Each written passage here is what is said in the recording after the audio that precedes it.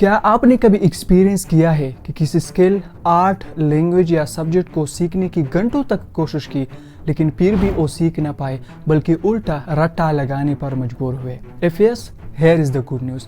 आपको घंटों तक हार्डवर्क की ज़रूरत नहीं बल्कि स्मार्ट वर्क की ज़रूरत है। आज जो मेथड हम डिस्कस करने जा रहे हैं, अगर आप इसको सीखते वक्त इस्तेमाल करते हैं, आप हर चीज़ को 10 टाइम बेटर सीखेंगे भी और बाद में रिकॉल भी करेंगे। क्या आपके साथ ऐसा हुआ है कि आपने कुछ रीड किया तो आपको लगा कि आपने अंडरस्टैंड किया है, लेकिन जब लोगों को सिखाने की बारी आई तब आपका माइंड ब्लैंक हो गया? पता है क्यों?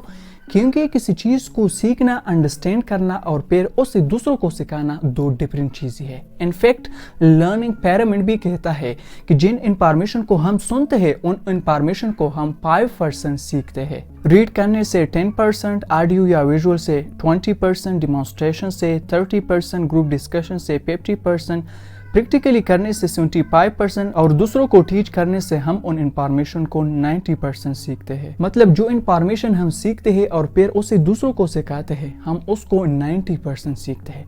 तो सिर्फ रट्टा नहीं लगाना, इंफॉर्मेशन को अपने दिमाग में फिट नहीं करना, बल्कि उसे दूसरों को भी सिखाए। क्योंकि अगर आप इसे दूसरों को नहीं सिखा सकते, इसका मतलब ये है कि आपने उसको अभी तक सही तरीके से सीखा नहीं हुआ है। इनफैक्ट स्टडी भी शो करती है कि जिन इंफॉर्मेशन को हम दूसरों को सिखाते हैं, इसी वजह से हम इंफॉर्मेशन को जल्दी रिटेन करते हैं कंपेयर टू नोट्स बनाने से, बुक को रिव्यू करने से, बुक को रीड करने से या बुक को हाईलाइट करने से।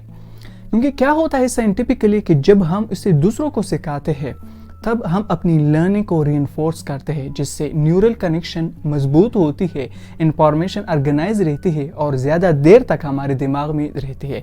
इस प्रोसेस की वजह से हमारे ब्रेन के वो हिस्से एक्टिवेट हो जाते हैं जो अटेंशन, वर्किंग मेमोरी और मेटाकॉग्निटिव से रिलेटेड है। इससे हमारी लर्निंग डीप होती है और इंफॉर्मेशन ज़्यादा देर तक हमारे दिमाग में रहती है। तो अगली बार आप जो भी सीखे उसे इमीडिएटली दूसरों को सिखाएं। मतलब अपने फैमिली मेम्बर या फ्रेंड को सिखा सकते हैं, टीच कर सकते हैं, अपने एक वीडियो भी रिकॉर्ड कर सकते हैं। अगर ये भी नहीं कर सकते, कम से कम उसको लाउड रिपीट करें। क्योंकि हमने पहले पढ़ा कि जब हम दूसरों को सिखाते हैं वो इंफॉर्मेशन, वो चीज़ हमें 90% याद रहती है, उसको 90% सीखते हैं। ज़्यादातर लोग ट्यूटोरियल देखते हैं, किताबें पढ़ते हैं, लेकिन उसके बाद वो एक्शन नहीं लेते। मतलब उन चीज़ों को प्रैक्टिकल नहीं करते। यही वजह है, ना तो वो चीज़ वो सही तरीके से जल्दी सीखते हैं और ना उसे इंफॉर्मेशन याद रहती है। फॉर एग्जांपल, अगर मुझे फुटबॉल सीखना है तो क्या मुझे सिर्फ फुटबॉल की वीडियोस देखनी चाहिए कि फुटबॉल कैसे खेलना है? नहीं ना, मुझे फुटबॉल लेकर, जूते पहनकर ग्राउंड में जाना चाहिए, फुटबॉल को प्रैक्टिस करना चाहिए, बहुत से मैचेस खेलनी चाहिए, तभी मैं फुटबॉल सीखूंगा। इसी तरह आप सिर्फ वीडियोस देखने से एक अच्छा कुक नहीं बनेंगे, बल्कि आपको कुछ इंग्रेडिएंट उठाने पड़ेंगे, कुछ पकाना पड़ेगा, गलतियां करने पड़ेंगे, उसको रेक्टिफाई करना पड़ेगा, तभी आप एक अच्छा कुक बनेंगे। तो सिर्फ इंफॉर्मेशन को सीखना नहीं है बल्कि इसको प्रैक्टिकली खुद भी करना है। अगर मुझे इंग्लिश सीखनी है तो क्या मैं वोकैबुलरी सीखने से अच्छी तरीके से इंग्लिश बोल पाऊंगा? नहीं, बल्कि मुझे कन्वर्सेशन करनी पड़ेगी नेटिव स्पीकर से, तभी मैं इंग्लिश को अच्छी तरीके से बोलना सीख पाऊंगा। तो सिर्फ पढ़ना नहीं बल्कि इसको प्रैक्टिकल भी करना है। क्योंकि हमने पहले भी पढ़ा कि जब हम इसे प्रैक्टिकल करते हैं वो चीज़ हम 75% सीखते हैं। हमारे ब्रेन के मल्टीपल पाथवेज है जिससे हम इंफॉर्मेशन को प्रोसेस करते हैं, जैसे ऑडिटरी, विजुअल, काइनेस्थेटिक मतलब मूवमेंट या टच या इवन स्मेल भी। जितने ज़्यादा इन सेंसेस को आप लर्निंग में एंगेज करते हैं उतनी ही वो बेटर तरीके से किसी भी चीज़ को सही तरीके से सीख पाएंगे। आप किताब को पढ़ते हैं, किताब को बंद करने के बाद सारी इंफॉर्मेशन भूल जाते हो। पता है क्यों? क्योंकि सिर्फ आप एक सेंस का इस्तेमाल करते हो, रीडिंग या लिसनिंग।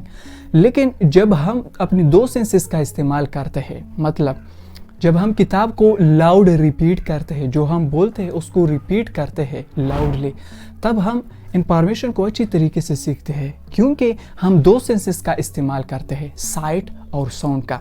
इवन कॉलेज और स्कूल में भी हमें टीचर ये सिखाते हैं कि लेक्चर के दौरान एक पेपर लेके मेरे साथ नोट्स बनाते रहे। पता है वो ऐसा क्यों कहते हैं? क्योंकि तब भी हम दो सेंसेस का इस्तेमाल करते हैं। विजुअल और ऑडिटरी का। मतलब हम टीचर को देखते हैं, सुनते हैं, अंडरस्टैंड करते हैं और जो हम सीखते हैं, जो हम सुनते हैं उसको हम लिखते भी हैं। यही वजह है कि बाद में वो बहुत ज़्यादा हमें याद रहती है कंपेयर टू जब हम टीचर को सिर्फ सुनते हैं। अगर आप डिफरेंट सेशंस को लर्निंग में इंगेज करते हैं, किसी भी चीज़ को आप 10x फास्ट और बेटर सीख पाएंगे।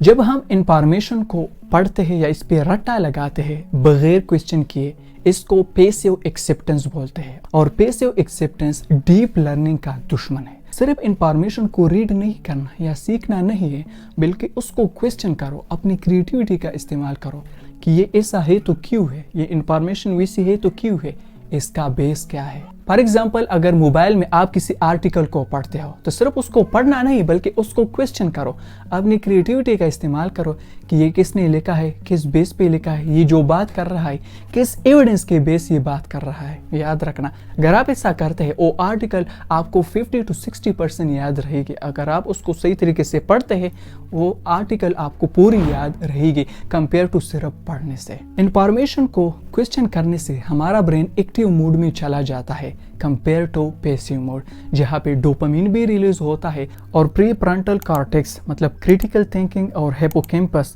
मतलब मेमोरी सेंटर भी एक्टिवेट करता है, जिससे हमारे ब्रेन की न्यूरल कनेक्शन मजबूत होती है और हमें इंफॉर्मेशन को जल्दी सीखने में मदद देते हैं। उन लोगों के साथ टाइम स्पेंड करो जो पहले ही उस लेवल पर पहुंच चुके हैं जिस लेवल पर आप पहुंचना चाहते हैं।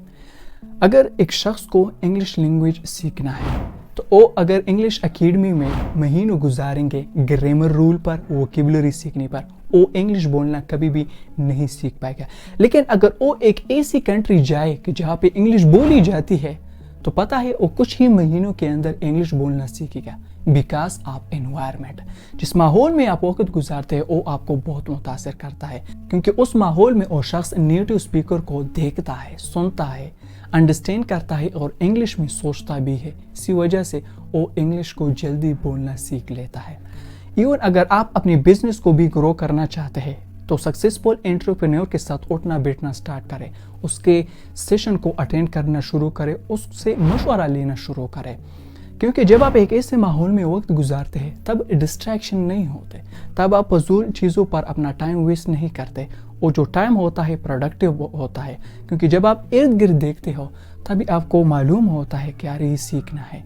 उसी माहौल की असर की वजह से, उन एक्सपर्ट और स्मार्ट लोगों की वजह से किसी भी स्किल को, किसी भी चीज़ को आप 10x फास्ट सीखेंगे। तो एक ऐसे माहौल को क्रिएट करना होगा आपने कि जहाँ पे डिस्ट्रैक्शन नहीं होते, आप लर्निंग मोड में होते हैं, पैसिव मोड में नहीं होते, डिस्ट्रैक्शन नहीं होते। तो इस तरीके से भी आप किसी भी आर्ट, स्किल, लैंग्वेज या सब्जेक्ट को 10x फास्ट सीख सकते हैं।